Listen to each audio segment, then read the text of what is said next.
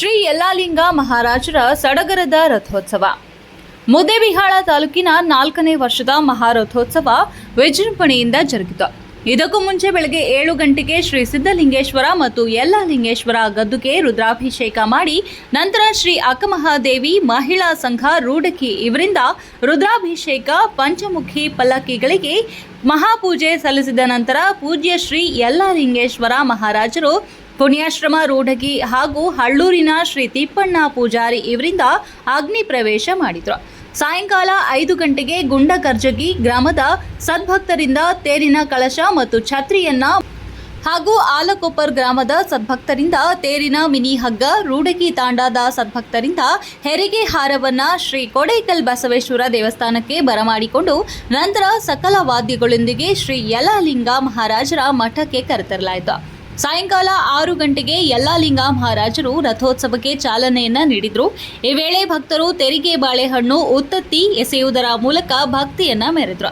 ರಾತ್ರಿ 10 ಗಂಟೆಗೆ ಬಸವನ ಬಾಗೇವಾಡಿಯ ಶ್ರೀ ರೇಣುಕಾ ಯಲ್ಲಮ್ಮ ದೇವಿ ಮಹಾತ್ಮೆ ಎಂಬ ಬಯಲಾಟ ನಡೆಯಿತು. ಗ್ರಾಮದ ಸಮಸ್ತ ದೈವ ಮಂಡಳಿ ಮತ್ತು ಸುತ್ತಮುತ್ತಲಿನ ಗ್ರಾಮದ ಭಕ್ತರು ಮತ್ತು ಮುದ್ದೇಬಿಹಾಳ ಪೊಲೀಸ್ ಇಲಾಖೆಯವರು ಅಚ್ಚುಕಟ್ಟಾಗಿ ಬಂದೋಬಸ್ತ್ ನೀಡಿದರು.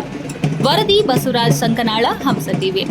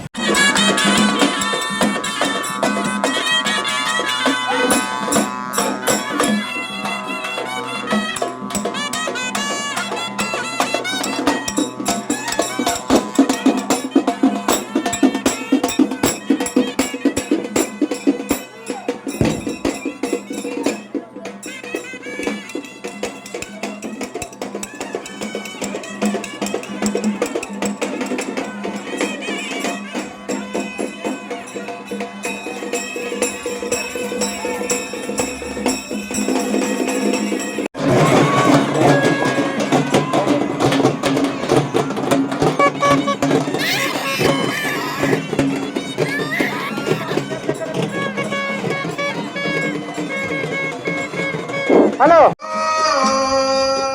ಭಾಗ್ಯವಂತಿಯ ದರ್ಶನ ಮಾಡಿ ಬೇಕದ ಪಡ್ಕೋ,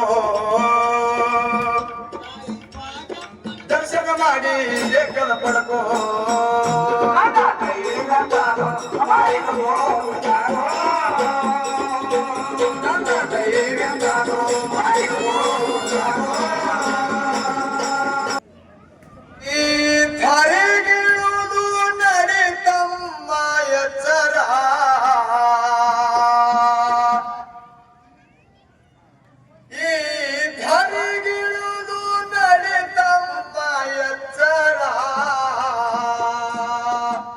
ಮಾನವದ ಮೇಲೆ ಬಿಡೋ ಪಾದ ಮಚ್ಚರ